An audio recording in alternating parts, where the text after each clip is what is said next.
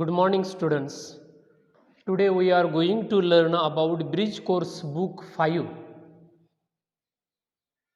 till template number 1 to template number 17 पर्यंत आपण काय केले शिकलेलो आहोत.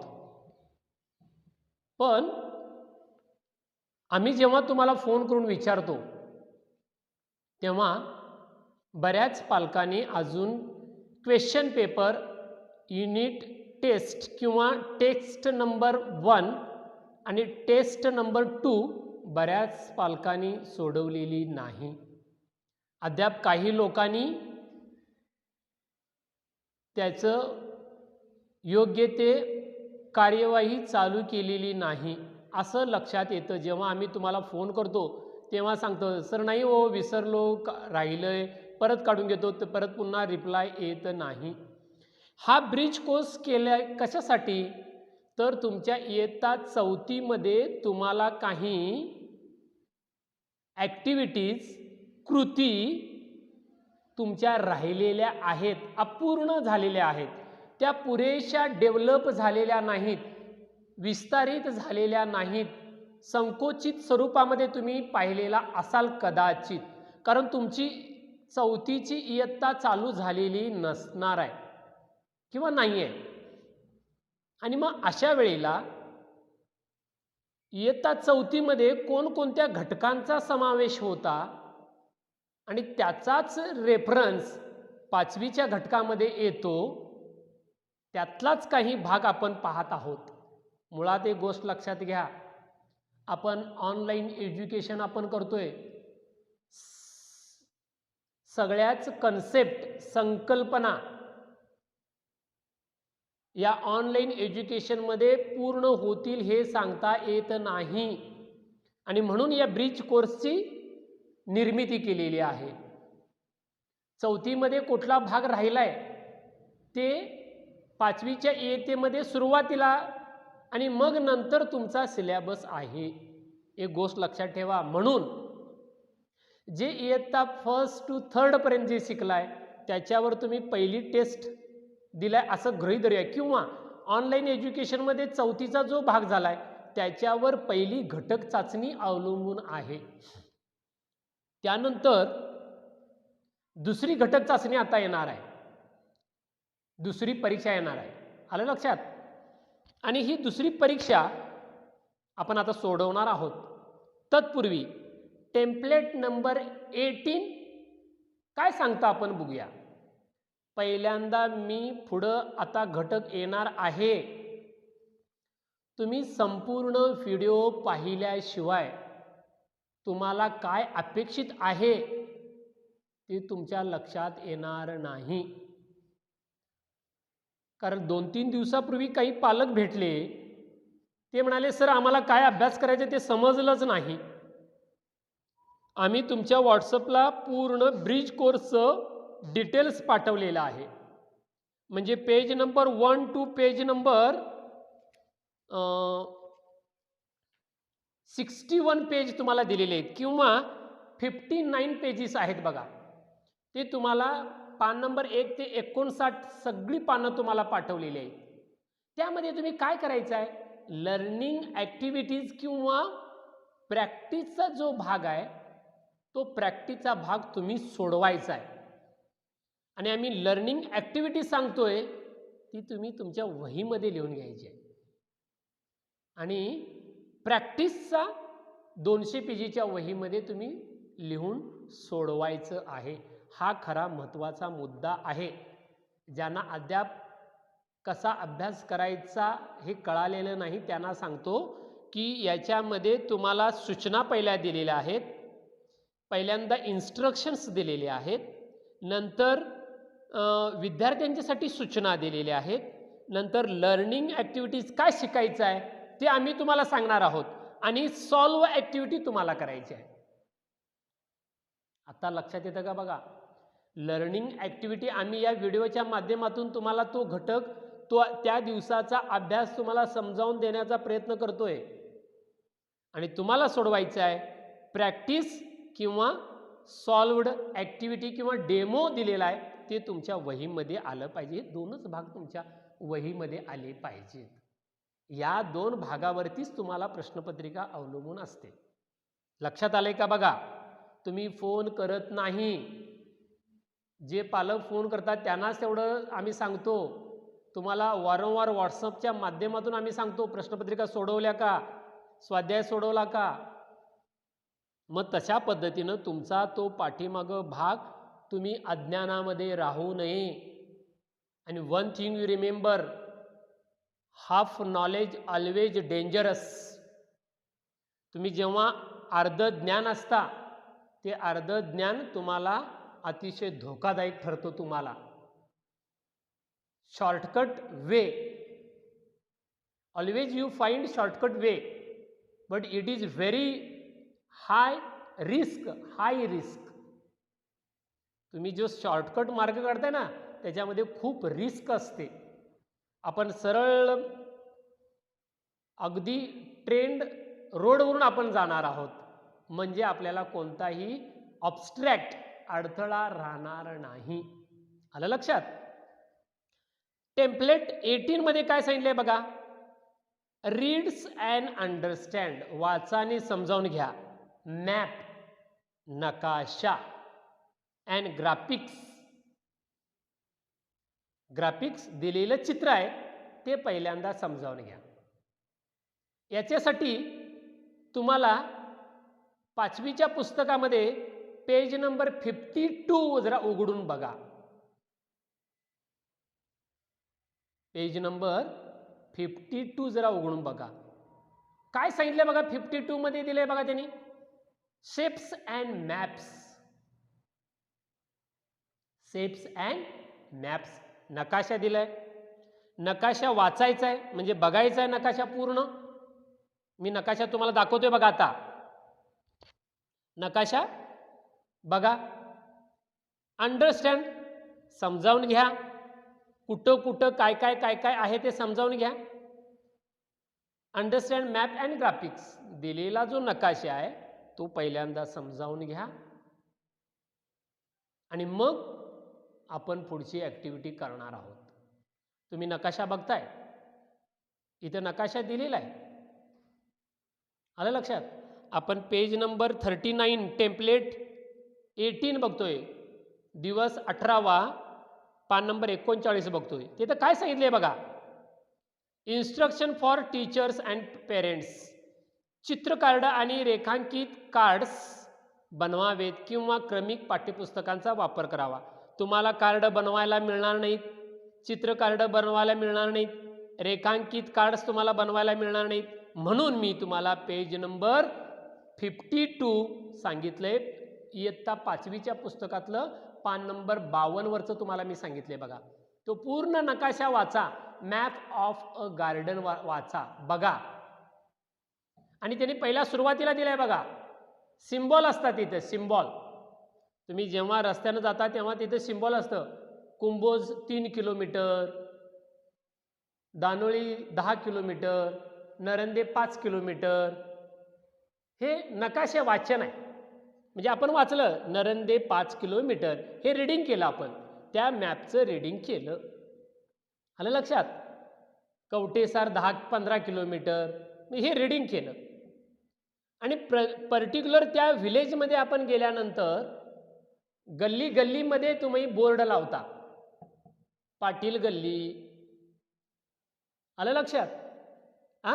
KDC बँकेकडे, ICICI बँकेकडे, या मंदिरकडे असा बोर्ड लावतात ना. मग तिथून आपण म्हणजे त्याचं वाचन करतो आणि मग तिथं आपण एंटर करतो, प्रवेश करतो. तसं इथं दिलेलं आहे. आता इथं काय, विद्यार्थ्यांना अभिव्यक्त होण्यासाठी संधी देणार आहोत आम्ही तुम्हाला. अभिव्यक्त करणे, तुमचे जे काही एक्सप्रेशन्स आहेत ते एक्सप्रेशन्स तुम्ही आता सांगायचे आहेत. ओके, काय सांगितले बघा? तर त्यांनी understand and read the text of the map and the pictorial information. दिलेली जी माहिती आहे ती माहिती तुम्ही काय करायची आहे? समजावून घ्यायची आहे आणि मग त्याचं उत्तरामध्ये आपण रूपांतरित करणार आहोत. Actively participant in every activity. प्रत्येकानं कृतीमध्ये, उपक्रमामध्ये कृतीयुक्त सहभाग घ्यायचा आहे. आलं लक्षात? आणि काय सांगितलं त्यांनी बघा, एक गेम देतील आणि तो गेम तुम्ही खेळायचा आहे. इथे नकाशा दिलेला आहे, नकाशाचं वाचन करायचं आहे.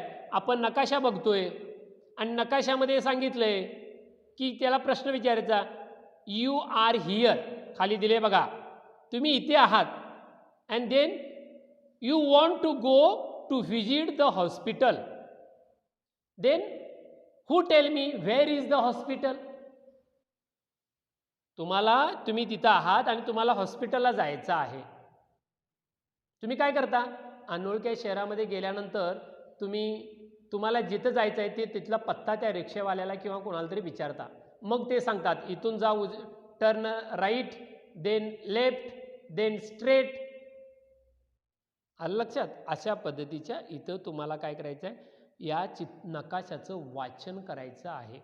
Where is the hospital? The hospital is SM Joshi road, on the SM Joshi road. SM Joshi रोडच्या रोडवरतीच, म्हणजे जातानाच लागतं, रोडवरतीच आहे, रोडवरती नव्हे. किंवा in front of the cinema hall, या चित्रात दाखवलं बघा, in front of the cinema hall. आलं लक्षात?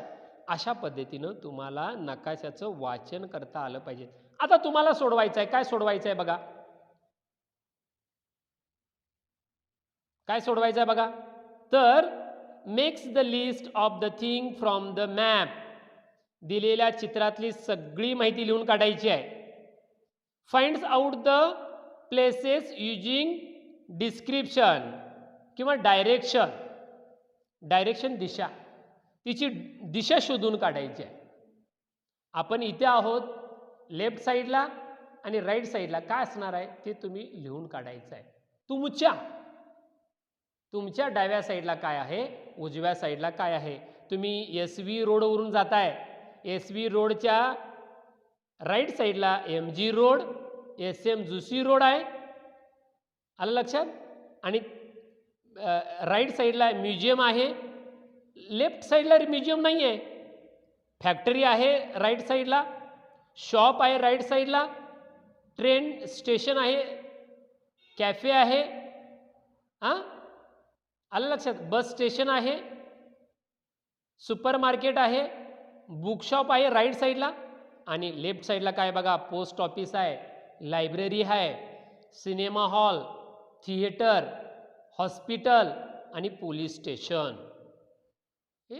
MG रोड एकच दिलेला आहे आणि SM जोशी रोड एकच दिलेला आहे. पण तुम्ही मधून जाता तेव्हा कोणत्या राईट साईडला काय, लेफ्ट साईडला काय आहे ते सांगायचं आहे. त्यानंतर तुम्हाला ॲक्टिव्हिटी कुठली सोडवायची आहे ती बघा. प्रॅक्टिस सांगितलं बघा.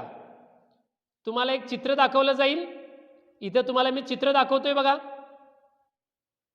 Resource and ask the question, आणि यावरती क्वेश्चन तुम्हाला विचारले जातील, ते तुम्ही सोडवायचे आहेत. काय करायचं उत्तर लिहिताना, फ्रेजिस, वाक्यप्रचार, छोटे छोटे शब्द ते तुम्हाला लिहायचे आहे. How is the fish? A fish is a blue fish किंवा अ ब्ल्यू फिश. अ ब्ल्यू म्हणजे अ ब्ल्यू फ्रेज झाली, छोटी छोटी शब्द झाले, आणि या छोट्या शब्दातून, फ्रेजिसमधून तुम्हाला वाक्यरचना करता आली पाहिजे. In this picture what is the monkey doing? What is the lion doing? What is the zebras doing? What is the elephant doing? Or where is the elephant standing? Where is the lion standing? Camel, उंट दिलेला आहे, ते तुम्हाला शोधून काढायचं आहे. असे प्रश्न तुम्हाला विचारले जातील, तुम्हाला ते सोडवता आले पाहिजे. आलं लक्षात?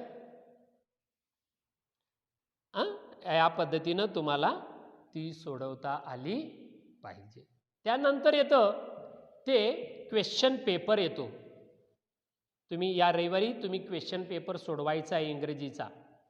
हां, काय दिलंय बघा त्यांनी, चूज यंग वन्स. म्हणजे काय करायचं आहे बघा, choose young ones of the given animal. खालील दिलेल्या प्राण्यांच्या पिलांना, यंग वन म्हणजे पिलांना काय म्हणतात. Your friend is angry with you. तुझा मित्र तुमच्याबरोबर काय रागावलाय, तुमच्यावर रागावलाय. Then what message will you say. मग त्याला तुम्ही कोणत्या प्रकारचा निरोप व्हॉट्सअपच्या माध्यमातून किंवा तुम्ही त्याला काय म्हणाल ते सांगायचं आहे. Choose incorrect option. चुकीची पर्याय निवडायचा आहे. Look at the pictures and complete the words. चित्र पहा आणि शब्द पूर्ण करा. चित्र दिलेले आहेत. वर्ड पझल दिलेला आहे, वर्ड पझल. ओके, दिलेलं आहे तिथं ऑप्शन 1A 1 2 3 4 असं दिलेलं आहे.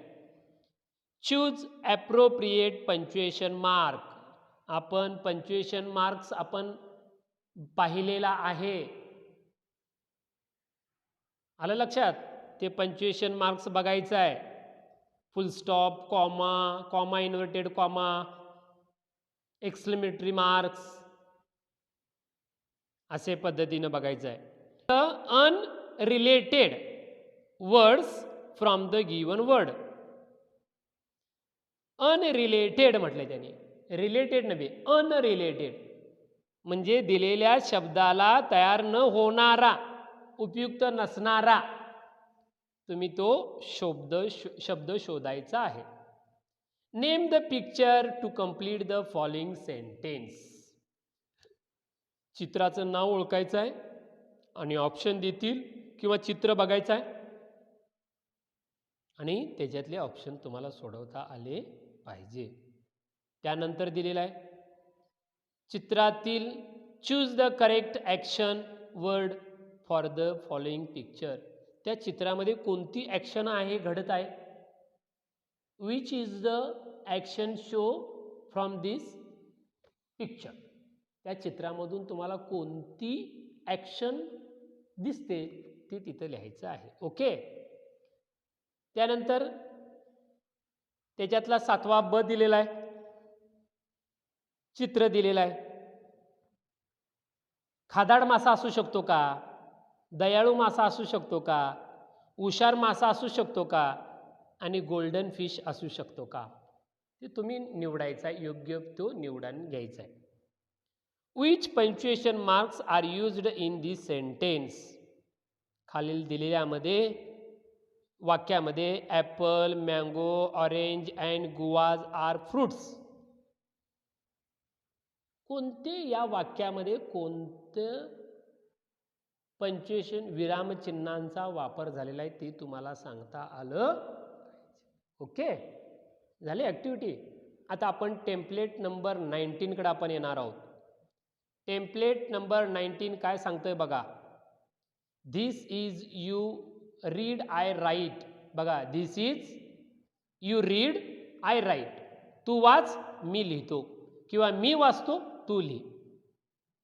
तुम्ही वाचा मी लिहितो या कृतीचा वापर करायचा आहे. आपल्या घरातल्या मंडळींना सांगायचं आहे तुम्ही मला काही 10 शब्द सांगा, मी ते इंग्रजीमध्ये लिहितो. मग मी सांगेन राईट, तुम्ही लिहायचं आहे WRITE.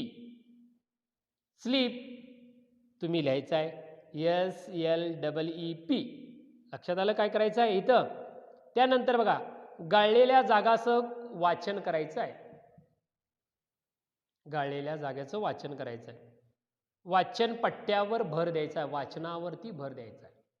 मी कायम सांगत आलोय की तुमचं लिखाण आणि तुमचं वाचन असल्याशिवाय तुम्ही माझ्याकडून अपेक्षाच करू नका. कारण आम्ही किंवा कुठल्याही विषयाचं, कुठल्याही शिक्षकांचं ऐकून, तुम्ही वाचून, तुम्ही सोडवून तरच तुम्हाला ते येणार, नाहीतर येणार नाही. आम्ही कितीही सांगा, आम्ही किती पण सांगू तुम्हाला, ते तुम्ही केल्याशिवाय तुम्हाला येणार नाही. म्हणून वाचनावरती जोर द्यायचा आहे. एम्फसाइज रीडिंग, वाचनावर भर द्यायचा आहे. And be careful about punctuation, pronunciation. उच्चारावरती लक्ष द्यायचं आहे. उच्चार तुमचा महत्त्वाचा आहे. आणि मग इथं काय दिलेलं आहे बघा, कृतीमध्ये काय दिलेलं आहे, काय सांगितलं आहे की गाळलेल्या जाग्यांचा वाचन करायचं आहे.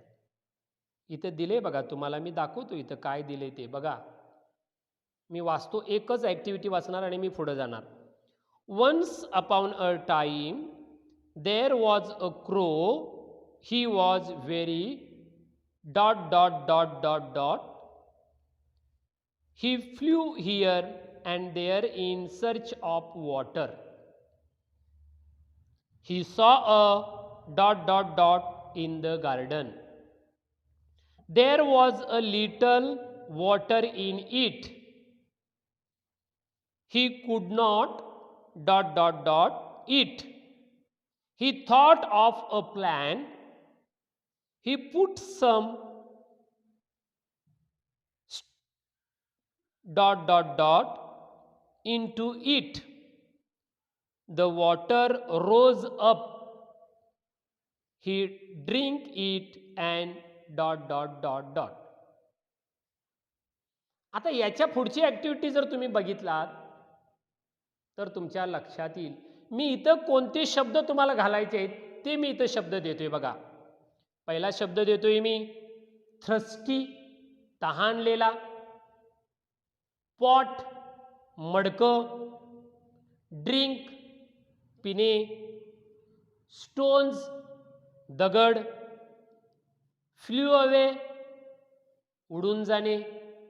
आता लक्षात आलं. आता लाईन बाय लाईन आपण हे शब्द आपण घालणार आहोत आणि मी अर्थ सांगतोय, तुम्ही शब्द सांगायचा आहे मला. Once there was once upon a time, एकदा एक कावळा होता. तुमची आजी गोष्ट सांगते बघा. Once upon a time there was a crow, there was a crow. एकदा एक कावळा होता. ही वॉज व्हेरी, तो खूप, बोला, तो खूप, करेक्ट, तहानलेला होता. काय होता? तहानलेला होता. आलं लक्षात? सांगा बघूया. Correct. He was very thirsty. एकदा एक कावळा होता आणि त्याला खूप तहान लागली होती. ही फ्ल्यू हिअर अँड देअर. तो तहानलेला होता, तो शोधण्यासाठी इकडं तिकडं फिरू लागला, उडू लागला. इन सर्च ऑफ वॉटर, पाण्याच्या शोधासाठी फिरू लागला. ही सॉ अ, त्यानं एक पाहिलं. काय पाहिलं? बोला. अ पॉट पाहिलं. Correct, a pot. In the garden, एका बागेमध्ये एक मडकं त्यानं पाहिलं.